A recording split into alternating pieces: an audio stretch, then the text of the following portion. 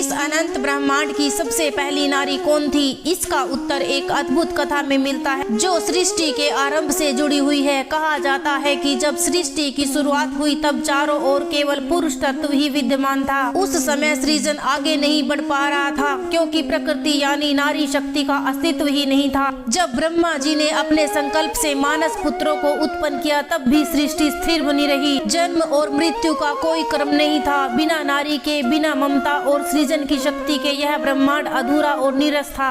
को देखकर ब्रह्मा जी ने भगवान शिव का ध्यान किया और उनसे प्रार्थना की कि सृष्टि को पूर्ण करने के लिए उन्हें शक्ति प्रदान करें। उनकी प्रार्थना सुनकर शिव जी दिव्य प्रकाश के रूप में प्रकट हुए। तभी एक अद्भुत घटना घटी। शिव जी ने अपने स्वरूप को दो भागों में विभाजित कर दिया। उनका दाहिना भाग पुरुष रूप में रहा और बायां भाग एक दिव्य स्नेहमयी नारी में परिवर्तित हो गया।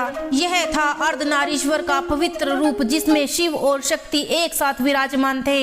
इस रूप के माध्यम से यह संदेश मिला कि पुरुष और प्रकृति अलग नहीं बल्कि एक ही शक्ति के दो स्वरूप हैं। शिव के बिना शक्ति अधूरी है और शक्ति के बिना शिव भी पूर्ण नहीं है। इसके बाद शिव के वाम भाग से देवी शक्ति प्रकट हुई और उन्होंने ब्रह्मा जी को सृजन की शक्ति प्रदान। तभी से इस ब्रह्मांड में जीवन का चक्र शुरू हुआ और सृष्टि का विस्तार संभव हो पाया। आज भी इस दिव्य घटना की याद में तमिलनाडु के तिरुचगोडे में स्थित